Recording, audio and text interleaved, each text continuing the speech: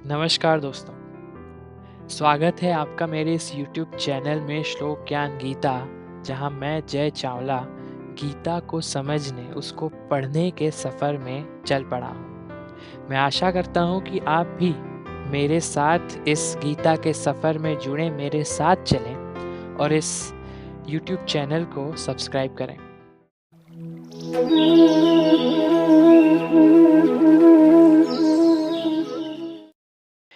तो दोस्तों, अब तक हमने 11 अध्यायों को देख लिया है और 12वें अध्याय की ओर बढ़ने से पहले मैं चाहता हूँ कि मैं एक संक्षिप्त समरी दे दूँ 11वें अध्याय की, कि आखिर हमने 11वें अध्याय में क्या देखा, कृष्ण ने हमें क्या बताया।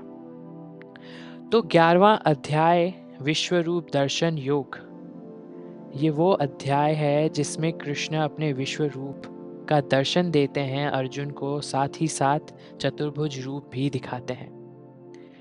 तो कृष्ण की महिमाओं को सुनने के बाद यानी 10वें अध्याय में अर्जुन ने विनती की है कि वो कृष्ण के विश्व रूप को देखना चाहते हैं, जिसमें सारी सृष्टि, पूरा ब्रह्मांड समाया हुआ है। और इस विनती को कृष्ण स्वीकार भी करते हैं और साथ साथ उसे दिव्य दृष्टि भी प्रदान करते हैं, क्योंकि केवल साधारण नेत्रों से अर्जुन कृष्ण के इस दिव्य रूप को देख नहीं सकता था। इसका मतलब है कि कुरुक्षेत्र के उस युद्ध भूमि में केवल अर्जुन और संजय ही थे जिन्होंने कृष्ण के इस विश्व रूप को देखा। अगर आपको याद हो तो संजय को वेद व्यास जी ने ये दिव्य दृष्टि, असाधारण दृष्टि प्रदान की थी, ताकि वो दूर बैठकर ही धृतराष्ट्र को इस युद्ध भूमि में क्या हो रहा है इसके बारे में बता सके। तो संजय को एक और फायदा हो गया कि उसने कृष्ण भगवान के ऐसे दिव्य विश्व रूप को देखा। तो अर्जुन भव्य दर्शन को देखकर चौंक गया था, वो स्तब्ध हो गया था, विस्मय हो चुका था। ये सब कुछ एब्जॉर्ब करने के लिए उसे समय चाहिए था और कृष्ण ने उसे समय दिया भी। कृष्ण ने कई श्लोकों में अपने अद्भुत शक्तियों के बारे में, अचंभित ऐश्वर्यों के बारे में वर्णन किया। यह उन दुर्लभ क्षणों में से एक क्षण है जो केवल एक सच्चे भक्त को ही प्राप्त होते हैं, ये हर किसी को प्राप्त नहीं होते। ऐसी भक्ति जो अर्जुन ने दिखाई है, वो भक्ति हम सभी को प्रेरित करती है, विश्वास जगाती है कि हम भी कृष्ण की ऐसी भक्ति करें। तो ऐसी भक्ति में लीन होने के लिए हमें स्वयं को जानना होगा, खुद को तैयार करना होगा कृष्ण को समझने के लिए, स्वयं को समझने के लिए। तो कृष्ण अर्जुन को संपूर्ण ब्रह्मांड का एक संक्षिप्त दृश्य दिखाते हैं। अर्जुन दिव्य वस्त्रों में, दिव्य आभूषणों में, हजारों सूर्यों के समान तेज युक्त अनगिनत अद्भुत रूपों को देखता है। सब कुछ, सब लोग कृष्ण में समाये हुए हैं, कृष्ण के शरीर में विश्राम कर रहे हैं। कृष्ण के अनगिनत हाथ हैं, न जाने कितने ही मुख हैं, उन मुखों पर कितने ही मुकुट धारण किए हुए हैं। हर जगह कृष्ण ही दिख रहे हैं, हर दिशा में, ऊपर नीचे आगे पीछे, जहां अर्जुन देख रहा है उसे कृष्ण ही दिख रहे हैं। ऐसा कोई कोना नहीं बचा जहां अर्जुन ने कृष्ण को नहीं देखा।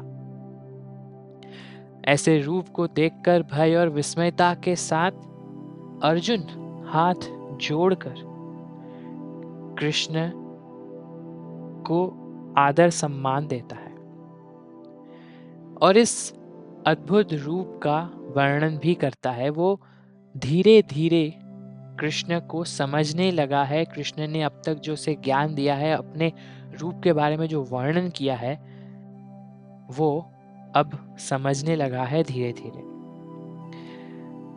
वो ये सोच रहा है, ये समझ रहा है कि वह केवल उसके प्रिय मित्र नहीं, कृष्ण वो उसके सिर्फ मित्र नहीं, जो वो उसे समझ रहा था।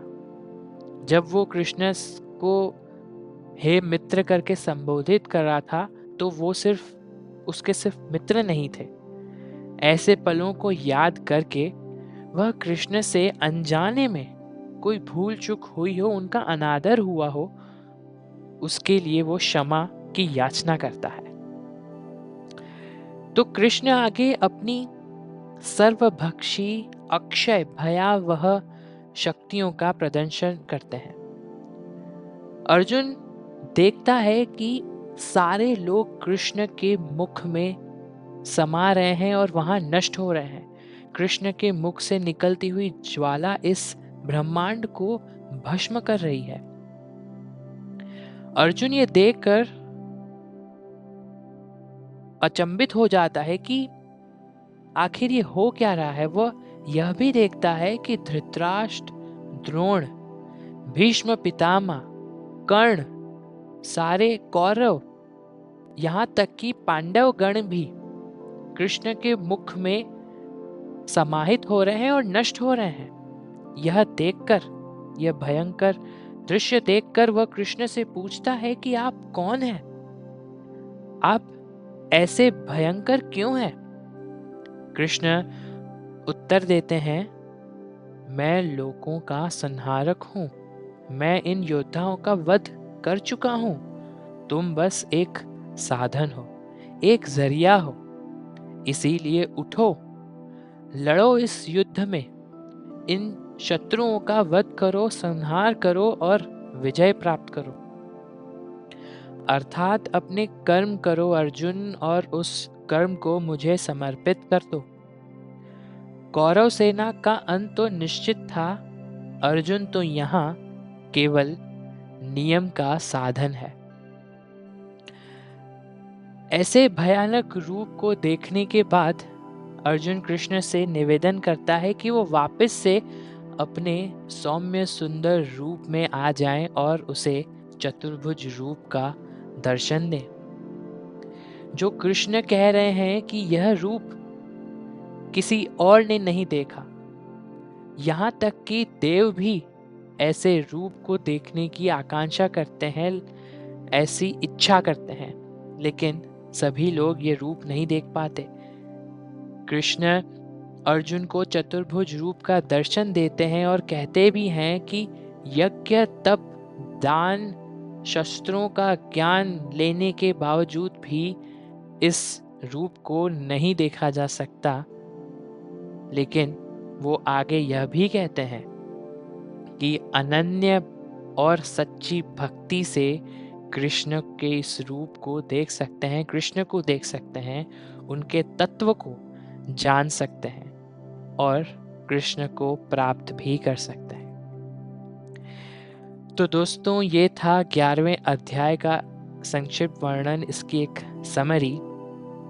मैं जय चावला आपसे आज्ञा लेता हूँ और आपसे मिलूंगा फिर से 12वें अध्याय में।